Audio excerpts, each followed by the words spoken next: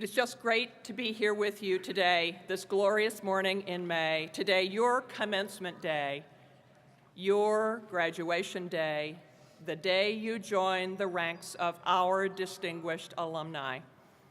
It occurs this day on the day just before Mother's Day.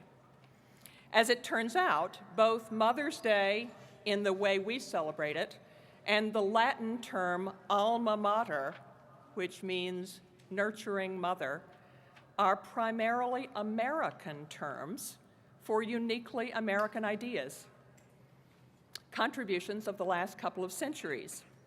Mother's Day, the day that we have set aside to honor our mothers, will be the focus of tomorrow. And in the future, I'm hoping that when you celebrate Mother's Day, the day in honor of your mother, or the day celebrated in your honor when some of you will choose to become mothers, I will wish that as you celebrate your familial mother, you will also remember that on this Mother's Day weekend of 2006, you became an alumnus or an alumna of your university, the University of North Carolina at Asheville. You see, it is not only your mothers who are proud of you today. Your university is also beaming. On this occasion, I thought you might take a look with me at alma mater and reveal its full meaning for us as it relates to your commencement. Here, in the latter part of the 17th century in America, the first reference to the use of the terms alumnus and alma mater was an affectionate use of the term by Samuel Sewall of Harvard, another very fine university, in his 1696 diary, in which he enjoined the graduating class to think of themselves as alumni, having just graduated from an alma mater. The term alma mater refers to one's former school, college, or university, and as a place where one receives intellectual nourishment. It is today that you become an alumnus if you are male, or an alumna if you are female, and today, a few minutes from now, UNC Asheville becomes your alma mater. Of course, UNC Asheville has been your alma mater for all of your time here with us. The Latin term alma mater means, according to one translation, bountiful mother. The Romans used the term alma mater to describe the goddesses who bestowed nature's bounty on humanity. The verb alere in Latin means to nourish or bring up, and is the root word for both alma in alma mater and alumnus and alumna. You may have also heard the term alma mater used to describe a song that is unique to each university. UNC Asheville has such an alma mater designed to proclaim the connection between our alumni and this university in song. At the end of this ceremony, as if it were a coda, or perhaps even more accurately, a benediction, our alma mater will be sung, the final notes and final words before we recess from these commencement exercises. Here's how our song will begin. Hail our alma mater, hail UNCA. Learning be your watchword, greatness be your way. Your liberal education here has prepared you to take your place in the world, to lead, to embody greatness. We recognize and appreciate your achievements here and acknowledge the change within you as you have learned and excelled here with us. Our alma mater continues with these words. High upon the mountains, in the land of sky, stands our alma mater. Lift your voices high. One of our honorary degree recipients today, one whose UNC Asheville diploma has the same date as yours, has spent his entire life lifting his voice high. The peaceful desegregation of the city of Asheville, which is such an important element of our city's eclectic and inclusive charm, was led by the man who has just received an honorary degree, his first honorary degree from the University of North Carolina at Asheville.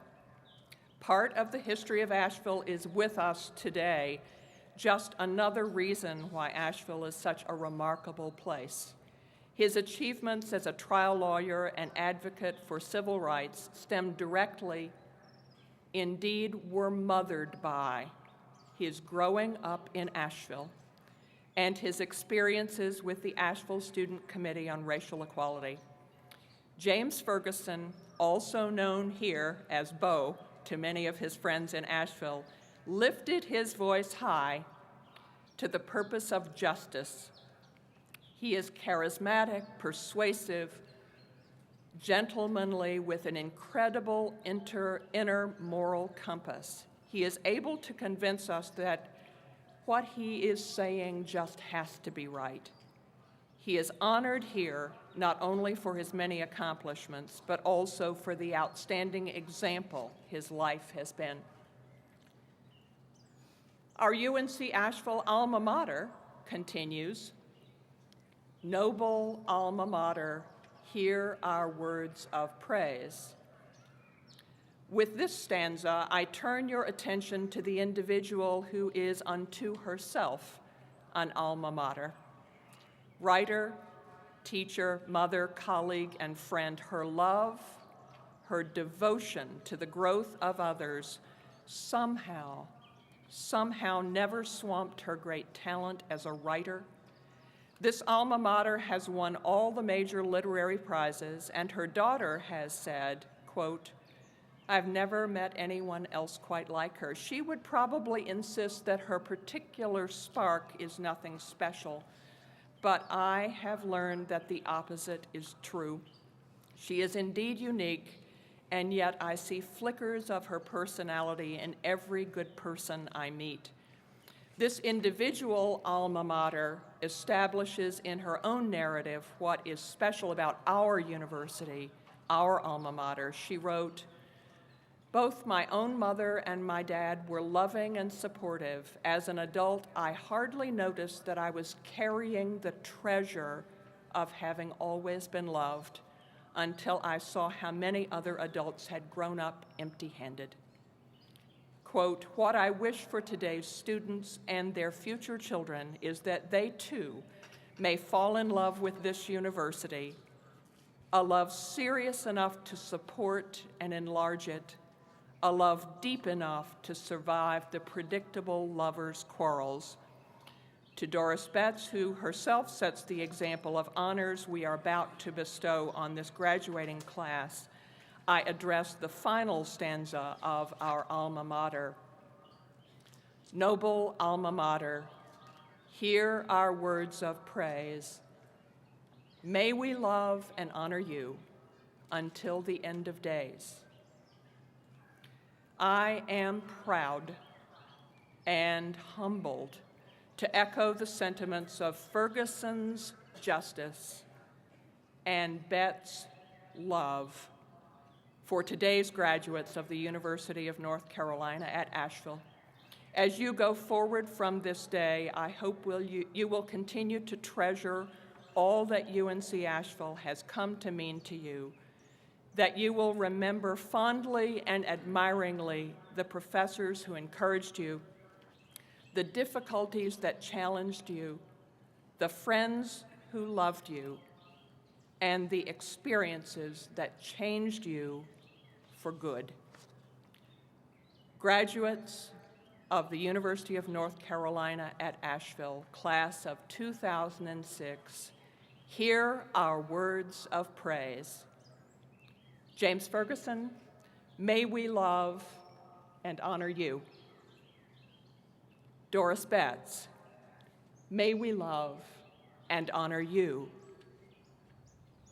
On behalf of the University of North Carolina at Asheville, your alma mater, it is indeed my privilege to proclaim for you that the love and honor you have earned here are entirely yours. Congratulations from all of us.